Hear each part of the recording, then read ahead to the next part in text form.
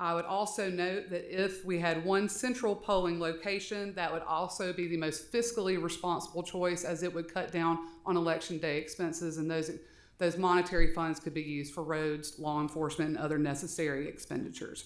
So I would ask that you not agree with the current resolution as written, but instead provide for one central voting location at Northport City Hall. Thank you for sharing your opinion. Thank you. Yeah, next up we have Mr. Pat Geddes. If you will, please come to the lectern and state your name and address. Next up we have Mr. Pat Geddes. I'm sorry, is there a problem with the microphone? No. You weren't able to hear? Early on. Okay, if you could just come to the lectern, state your name and address. Yeah, hi. Pat Geddes, 2605 Mayfield Street, 35475. I'm before you this evening to inquire about polling locations and how they were chosen by our city. It has come to my attention that the City of Northport staff received the redistricting map from the West Alabama Regional Planning Commission and chose polling locations based on the new lines that have been drawn.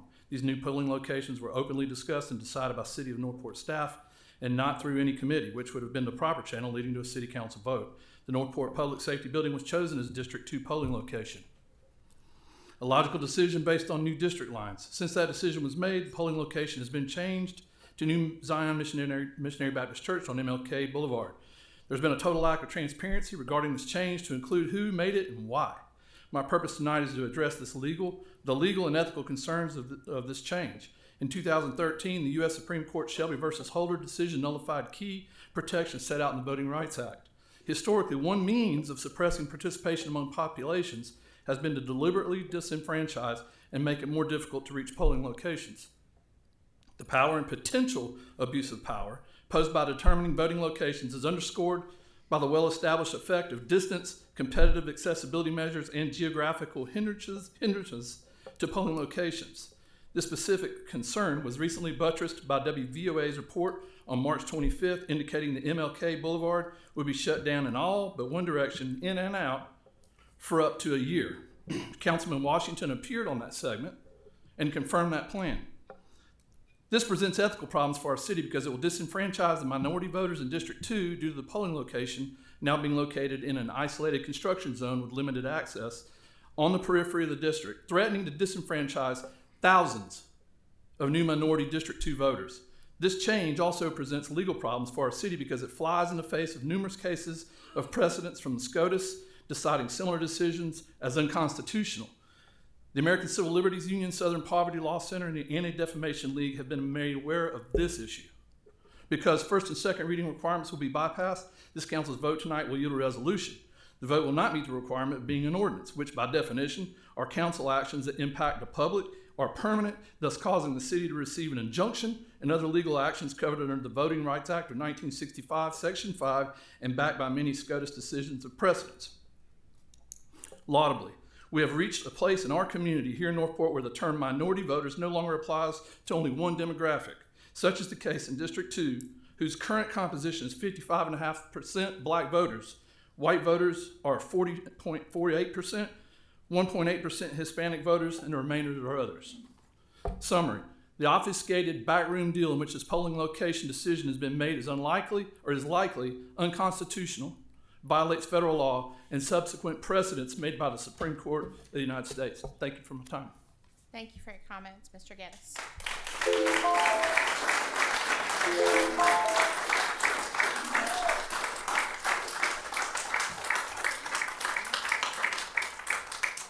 Okay, item number 8 on our agenda is ordinances and resolutions of a permanent nature.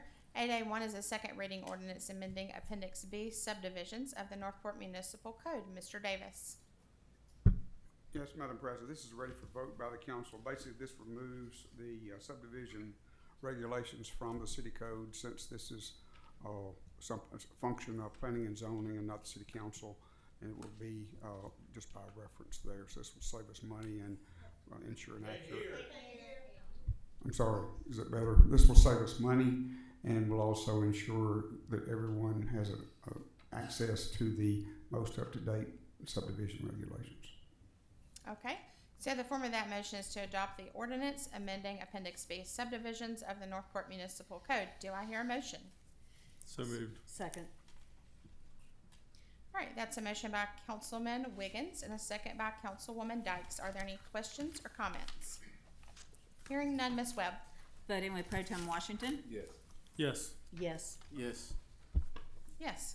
Item 8A2 is a second reading ordinance establishing the use of electronic vote counting devices. Ms. Webb. Yes, ma'am. Pursuant to Alabama Code Section 17-7-21, this will allow the use of the DS-200 ballot scanner and express vote voter assist terminal for reporting, counting, and tabulating our election results.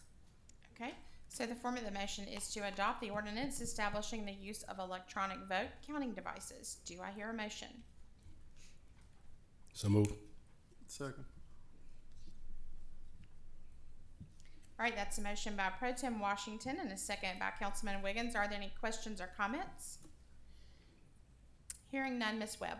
Voting with Pro Tem Washington. Yes. Yes. Yes. Yes. Yes. Item 9A is ordinance and resolutions of a permanent nature. 9A1 is a first reading permanent resolution dedicating right-of-way along Park Street in the city of Northport. Ms. Tubbs.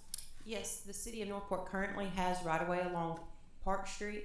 However, we're requesting to get more right-of-way, so if we have improvements in the future, such as utilities or sidewalks, that we'll have enough right-of-way to compensate for that.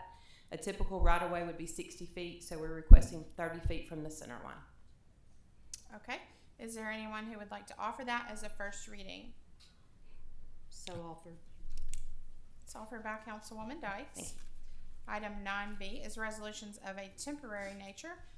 9B1 is a resolution establishing polling locations for the 2025 municipal elections. Ms. Webb. Yes, ma'am. As has been previously discussed by our visitors, this is a motion for a resolution to establish polling locations for the 2025 municipal elections as follows. For District 1, City Hall. For District 2, New Zion Missionary Baptist. For District 3, Daystar Family Church. For District 4, Fire Station Number 2. And for District 5, Flatwoods Baptist. Okay, the form of that motion is to adopt the resolution establishing polling locations for the 2025 municipal elections. Do I hear a motion? So moved. Second. All right, that's a motion by Councilman Wiggins and a second by Pro Tem Washington. Are there any questions or comments? May I Yes, add- I have a comment. I'm greatly concerned about District 4. I have to go that way sometimes at night, and from 3:30 until 6:30, traffic is backed up past SobCon. Is Chief in here? Chief, if we go through with this, are we gonna have the manpower to direct traffic on Highway 69? I'd like Ms. Tubbs to help at the microphone. I think that you were talking at one point about a traffic plan with the fire station to help with additional parking and different items. Yes, if this location is adopted by y'all or accepted by y'all, then we have looked at using extra parking at the church adjacent to, and also having traffic message boards out, and then officers to assist, because I do know there's been concerns. Will we have officers at the church and on 69? Ma'am, Will we have officers at the church and on 69? we haven't done a traffic plan yet. I mean, we would do that whenever you adopt. So I don't know exactly how many officers or where they would be, but we do have permission from the church to utilize their parking. So is it even a consideration to use City Hall as a centralized polling location? The council votes on polling locations. Okay, how did these polling locations come to be on this agenda? That was not handled by engineering. You'll have to ask. As required by state law, we must select polling locations prior at a certain time length in advance of the notice of election.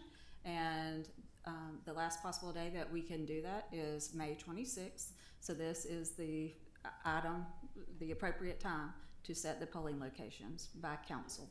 Okay, that still doesn't answer my And question. for additional help, as why we cannot use City Hall as a centralized that has polling not been location. the historic, it is permissible by law, number It one. is permissible, It yes. is permissible by law. Second, we even confirmed that with the Alabama League of Municipalities and their council, legal counsel. However, historically, because you all are not elected at large, but by district, the polling locations have remained in the district. And so in an attempt to locate polling locations within the district, we searched high and low, particularly for your district because you raised concerns about Fire Station 2. We attempted to secure an additional location to help ameliorate those issues, and were unsuccessful. The other areas that are large enough to hold a municipal election or for a district election in this particular instance either do not lie within the city limits or they just would not work with us when we approached them. Did anyone think to reach out to the county school system out about Huntington Place Elementary? There are no parking places available at Huntington Place, so we did not even consider that. I think what we have is a agenda item that everyone can vote, as always, with your voice and your vote, and the majority will move forward. And so if there are concerns from voters, from the people on this council who are voting, then I think it's great to issue those with your vote. I think we need to move forward with it, though. And may I add one item? In order to help the constituency know where to vote, we are preparing voter notification cards that lists for your particular address, your district that you'll be voting in, when the election occurs, and the polling location. We could not send those out until such time as the polling locations have been determined, because that would create great confusion. So once there's a vote tonight, we will be commencing with the publication or the printing of those voter notification cards to assist the public.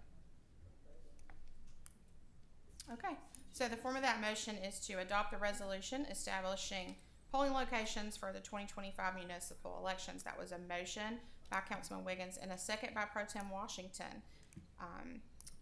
Hearing no further questions or comments, Ms. Webb, could you call roll for it, please? Voting beginning with Pro Tem Washington. Yes. Yes. No. No. Yes.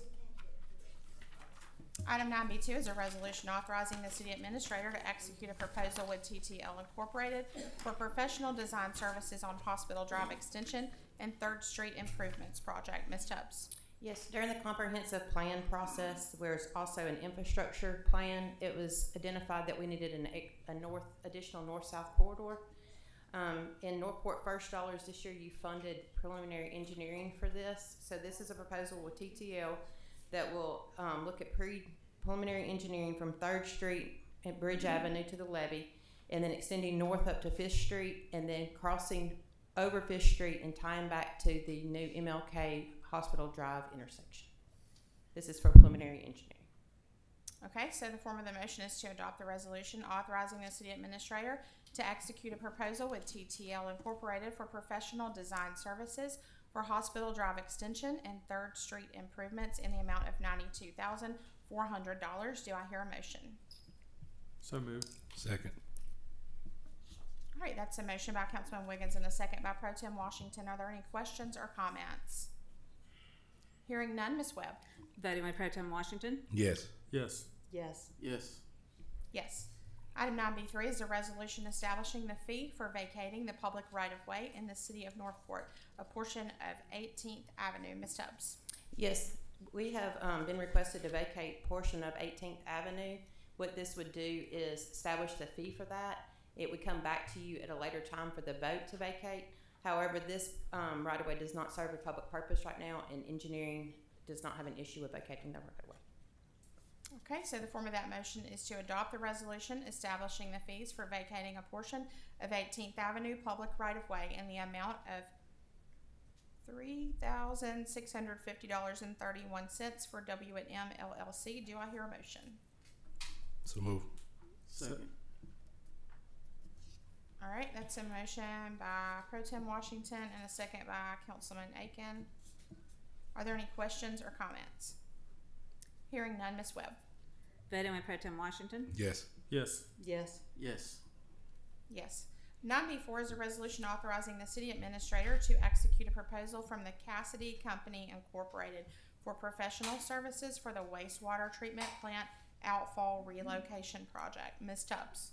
Yes, this is requesting Cassidy and Company to help us with an application for the wastewater treatment plant outfall line to use SRF funding, and it also allows them to do the environmental document that's required. Okay.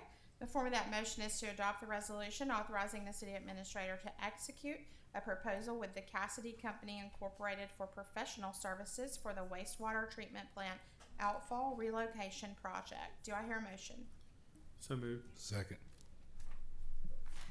All right, that is a motion by Councilman Wiggins and a second by Pro Tem Washington. Are there any questions or comments? Hearing none, Ms. Webb. Voting with Pro Tem Washington. Yes. Yes. Yes. Yes. Yes.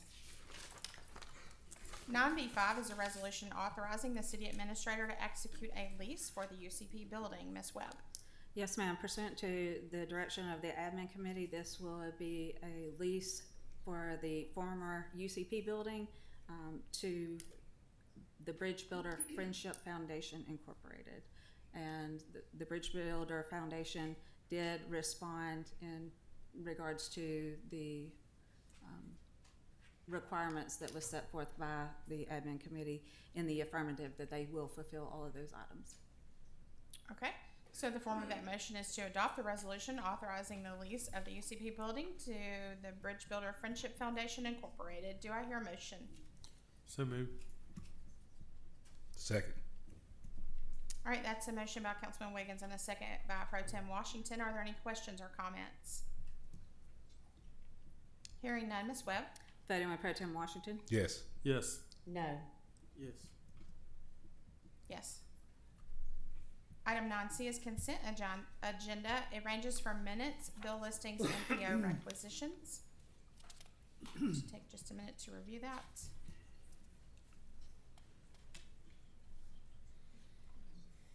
Okay, the form of the motion is to approve the consent agenda for the May 19th, 2025 council meeting as printed. Do I hear a motion? So move. Second. All right, that's a motion by Pro Tem Washington and a second by Councilman Wiggins. Are there any questions or comments? Hearing none, Ms. Webb. Voting with Pro Tem Washington. Yes. Yes. Yes. Yes. Yes. Item number 10 is reports of special committees of council. Do we have any?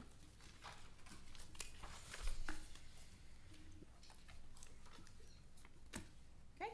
Item number 11 is public hearings. We have 2 public hearings tonight from Planning and Inspection Department. See, 11C1 is a second reading ordinance requesting rezoning and special district plan approval for approximately 76.2 acres located north of McFarland Boulevard and east of Harper Road. Ms. Ram. Yes, ma'am. This item does come with an unfavorable recommendation from the Planning Commission.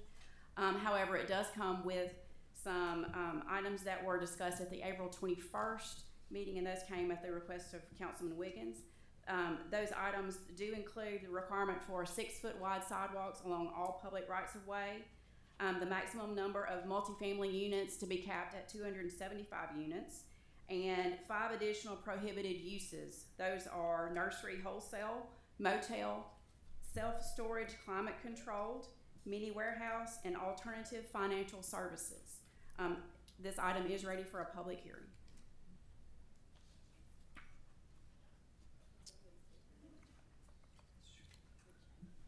Okay. I'd like to remind everyone that during public comment, we encourage you to share any ideas or items of concern that you may have. There's a 3-minute time limit, and everything that you share with us will be noted by our city staff, and it's going to be summarized all at once at the end of public comment before the council vote is taken. So just please remember to direct all comments to the mayor and council body as a whole and not to any individuals. First, we'll open the floor with a public hearing for agenda item 11C1, and we'll start with Mr. Donahue.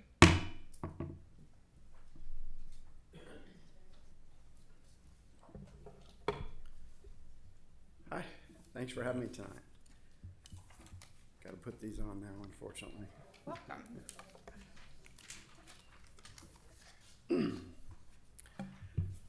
Good evening. My name's Kent Donahue. I'm the managing member and development partner of University Beach LLC. My address is 2121 Midway Road, Carrollton, Texas.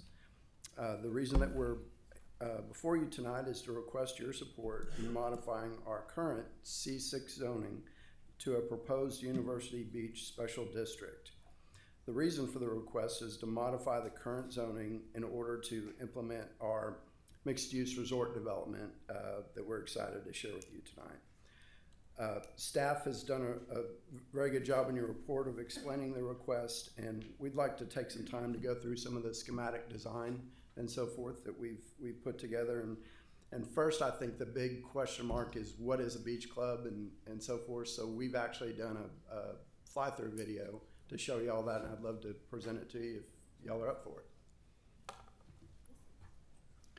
So here we go. So this does a really good job at showing the scale of the lagoon itself. Phase 2 is shadowed in the background. As you come up to the beach club and hotel, you've got about 6,700 square feet of retail. So this will be a really neat boardwalk area that's obviously open to the public. As you continue up the boardwalk, you've got some neat outdoor patio seating at the hotel. You've got the entry to the beach club restaurant, and this cantilever's out over the lagoon. That's a small retail building as well as a ticketing opportunity to get down to the water park. But this will be a really fun area for families to go visit, get ice cream, some grab and go stuff, just experience the boardwalk itself and the lagoon. Looks out over and you can see all the activity and action going on in the lagoon itself. Again, this is non-ticketed. This is just open to the public.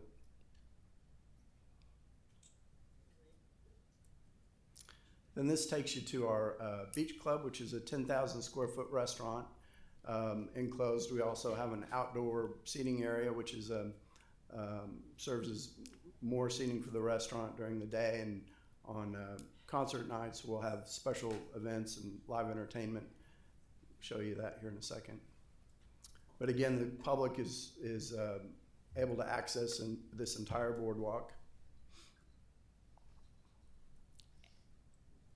Access the entire, I'm sorry, I didn't mean to interrupt, but access the entire boardwalk Yeah, without paying it's a open to fee. the public. Yeah, Okay. you can just walk around and check things out. So this is our concert venue. It accommodates about 2,000 people. We'll have other live events as well, but thought this did a good job of showing, what the performer's going to be looking out at and so forth. The umbrellas will come down and the tables will go on concert days, but it's really going to be a special place for not only watching it, but also for performers to play.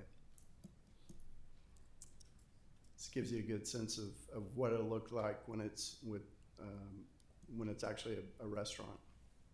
Outdoor games, cornhole, lots of fun, fire pits. This is our surf club, and this is more of bathing suit area, frozen drinks, grab and go, ice cream, shaved ice, lots of fun things to do down there. It fronts on our surf pool, which is a new technology called Epic Surf. You actually use a true surfboard when you're doing this. We've got a training area and a plunge pool that sits behind there.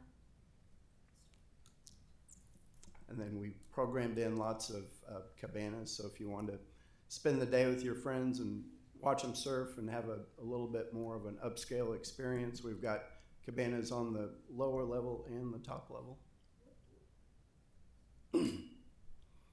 This is our grab and go bar, so again, snow cones, pizzas, ice cream and so forth down here. We're gonna do some ping pong tables and some other fun stuff on this area, but this is more of a bathing suits and flip-flops and so forth. As you go upstairs, it's a little bit more elevated experience. We've got some special suites up here for show nights and so forth. If you want to have a private party or what have you, you can rent one of those and have your friends and family there and check out the concert.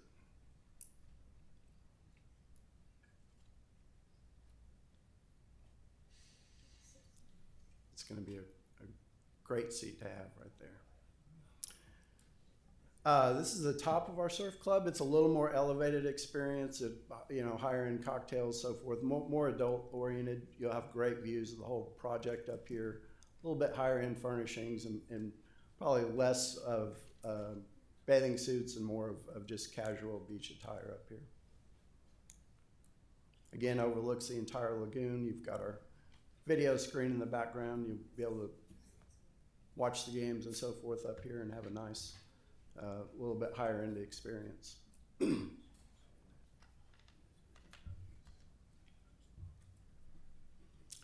Top level, we've got some larger cabanas, again, for that group that wants to spend a day surfing or just have a little bit more of a higher end experience.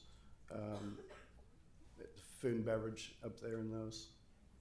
Great for group rentals and so forth. Wonderful views. We're excited about that.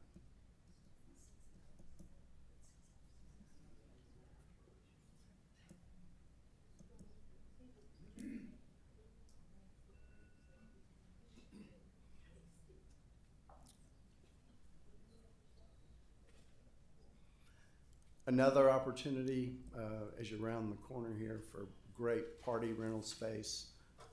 Looks out over the surf pool, and then on the left you'll have the water park, so lazy river and the beach and so forth up here. But you could rent this out and have several hundred people up here for a party. It'd be a great venue. Overlooks the lagoon. There's the water park beach, our wipeout course in the background.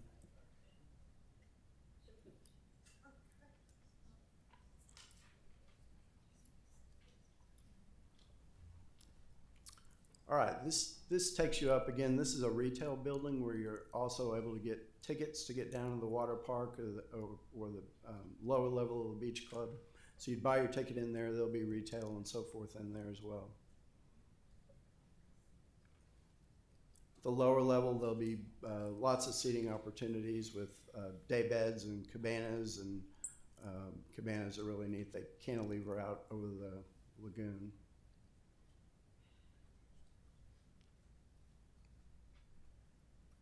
Really a true first-class resort experience here.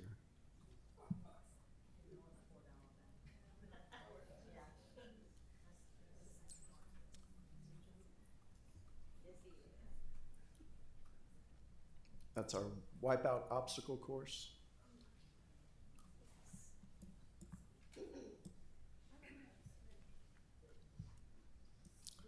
This lower level, you've got a swim up bar and great place to grab frozen drinks and just chill out at the lagoon. We'll also have a palapa that again has a swim up bar component. You can get drinks from the dry side as well. Then we've got an upper level, which is another opportunity for DJs and or private parties. And this actually has a great view of the concert, so on concert nights, that'll be a great place to host a party and so forth. So that's our beach club. We're excited about it. I think it's going to be something really special. Thank you so much, Mr. Donahue. I probably should have had you go during presentation with Ms. Ram, but did you have any other comments that you'd like to share with us about things that have changed or any additions before we open up for public comment? No. Thanks for sharing that with us. It was a great overview and Okay. Very good visual Okay. representation.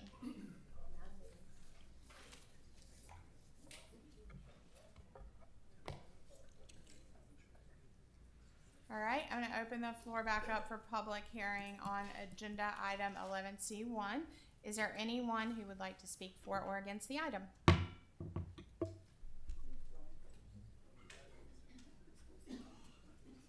As you come to the lectern, please state your name and address.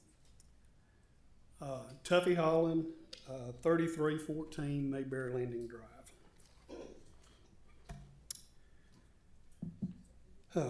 While I understand the desire to encourage economic development, this project poses significant risks that outweigh the potential benefits. Our current roadway, emergency services, and utilities are not equipped to handle more volume.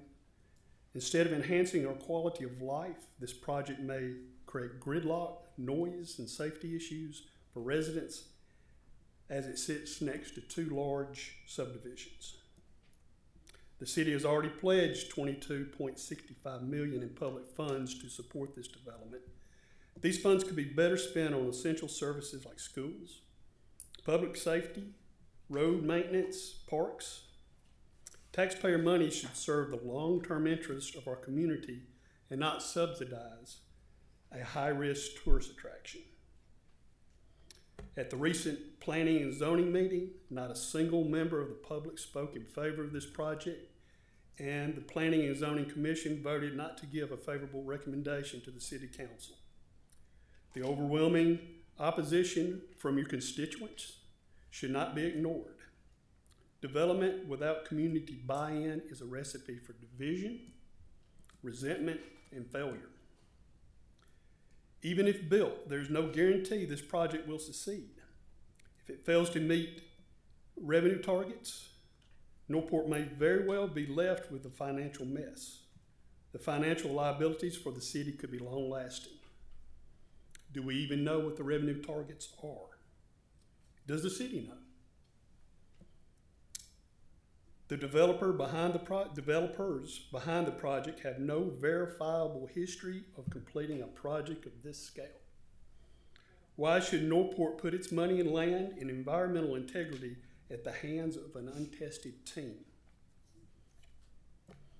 Why this project? There's no demonstrated need or moral demand for a beach-type resort complex in our area. I know I sued the city to view any feasibility studies on the resort, and according to the city, none exist. If this project fails, Northport could be left with unfinished structures and long-term financial obligations. How can we stop this? If the City Council votes today no, it's the start. In accordance with the developer's agreement, when deadlines are missed or changes are made, Northport can demand to void or renegotiate the contract. Deadlines have been missed and wholesale changes have been made. Northport should use their legal authority to stop it or at least renegotiate the contract. The fact that this project was hurried and was passed with supervision, with suspension of the rules and not given a second reading, but voted on first reading without the public given time to know what was happening, leads me to believe we have legal redress that we just haven't discovered yet. While the University Beach project promised economic development and recreation, the risks appear to outweigh the benefits for many residents. I argue that Northport should pursue growth aligned with its size, culture, and infrastructure rather than transforming into a destination-style resort city without community backing or proven feasibility. Let's spend our money on the residents of Northport instead of banking on tourists who we don't even know if they're interested in a $350 million resort in a small Alabama town.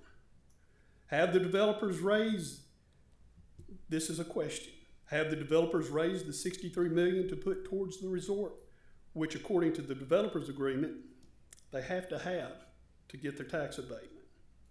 I don't know, and I bet the city doesn't know either. For these reasons, I urge the council to vote no on the rezoning and special district request. Our community deserves responsible, transparent development that protects our economy and reflects public input and serves the long-term needs of Northport residents, not speculative tourist ventures. The sooner we settle this, the better it will be for the city and our citizens. Let's end this tonight. Thank you for your comments, Mr. Howard.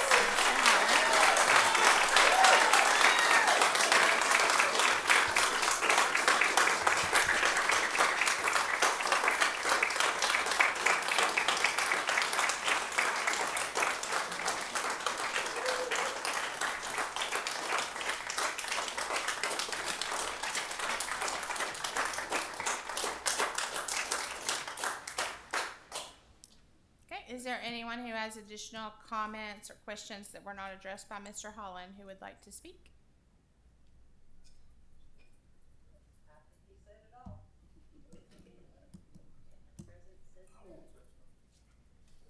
Yes, sir. Please come forward with your name and address to the lectern.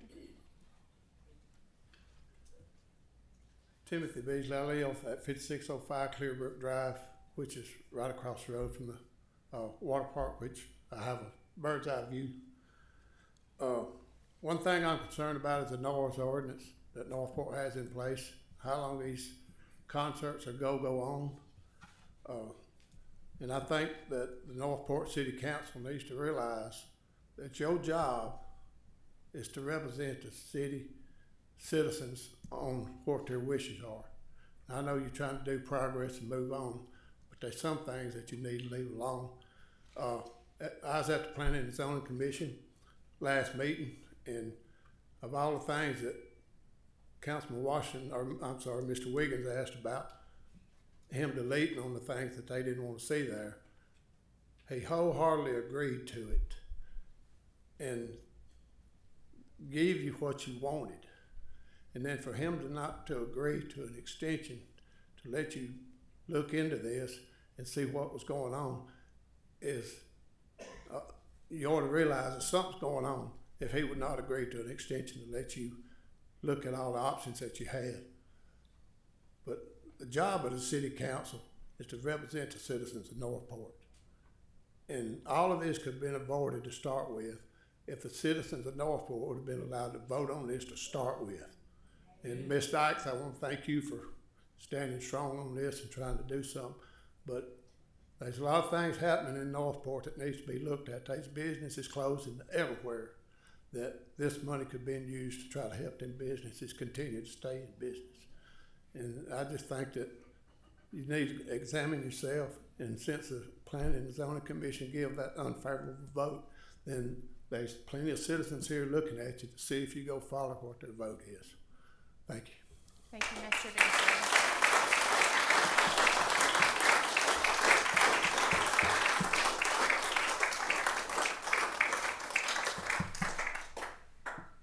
Anyone else with questions or comments that have not been addressed? Yes, ma'am. Please come to the lectern, state your name and address. Nene Jobson, 1534 Bellwood Lane, Northport 35476. I was just curious to ask the council why the developer was given 9 minutes to speak and the others were cut off at 3. I know Mr. Holland went over approximately 3 minutes and He went some over odd just seconds. a few minutes. Yeah, And I did take that into consideration. Yeah. Did you have another question? that was my question: is why was he allowed to speak 9 minutes? The previous speakers were cut off at I'm 3. so sorry. That was my mistake. I should have allowed him to show his presentation before he went into public comment. I was unaware of how long the video was. My apologies for that. Does anyone have any other questions or comments that have not already been asked or addressed?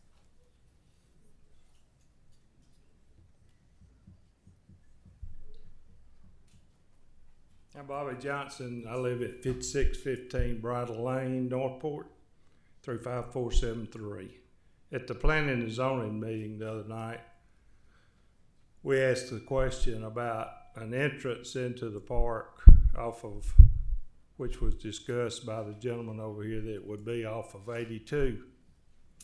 And I asked if that had been approved, and the answer was no. It had been submitted.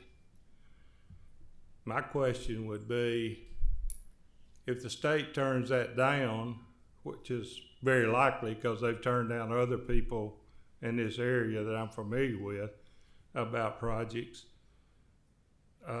what the alternative would be and how would the citizens of Northport know about it, and where would the alternative be? The only alternative I see is Harper Road, which is not a very good, pleasant place to think about, that much traffic if you assume everything else goes as planned. But I've lived in Northport now, I was figured up about 57 years, I believe. And I don't ever remember a council to the extent this council has, not listening to the citizens.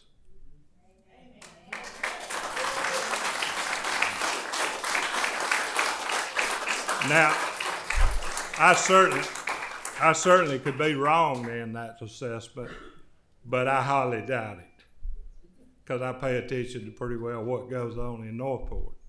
So I would expect the Northport Council to begin tonight to start doing that, which you haven't done to this point with this particular project.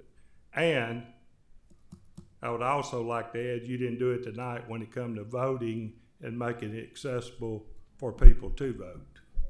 Thank you.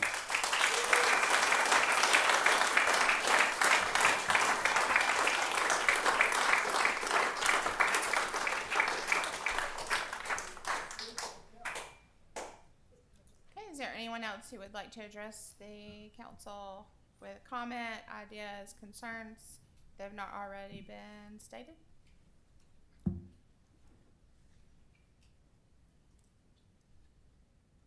Well, if no one from in attendance has any concerns, I would like to say I've been somewhat judgmental of the project from the beginning. I will say to Mr. Donahue, I see that you have made several adjustments to the project to accommodate people as well as you could, outside of a complete relocation, which I think we all understand at this point probably would not be possible. But I know that you went back and you watched the town hall meetings, you heard what people said, and you tried to accommodate as well as you could. So no, I did not interrupt anyone else. Please afford me that courtesy. So I do appreciate you making that attempt. I do have a concern, especially looking over the last week and some change, with the amount of rainfall and flooding that we've had in 5, now 1, however you want to look at it, with the rezoning. Roads flooded. There was a house that was close to flooding. And so when I look at us tying this project into our overall infrastructure, which we will have to do, my concern is what is that impact to our infrastructure when it rains like this? What measures do we know for sure that will mitigate or completely eliminate the resort, University Beach, from having an adverse impact on those neighborhoods? Do we know that? That is my concern. If you want to come to the mic, just remember to state your name and where you're from, please. Sure. Andy McCartney with TTL, 3200 Ricepine Road Northeast. Councilman, part of the city's code, land development code, requires the post-development rainfall flow to be equal to or less than the pre-development by using on-site detention or other stormwater mitigation practices. So those would be implemented into the plan so that there's not additional flow off of the site in the post-development condition. And I think too, Councilman, you're referring to Shirley Farms and Buckhead area. That is in what we call the Tater Hill Creek drainage basin. So all of that drainage in that area flows to Tater Hill Creek. This University Beach is located in the Mill Creek drainage basin. So all of the water stormwater from here will flow to Mill Creek, which is directly adjacent to the property. And as Andy said, our ADM permit requires us to have post runoff would be less than or equal to pre-runoff. So because it's a high point, essentially it will flow east, is what you're saying? East away from? Yes. Buckhead and Shirley Farms? Yes, University Beach flows to the east, and then Shirley Farms flows to the west.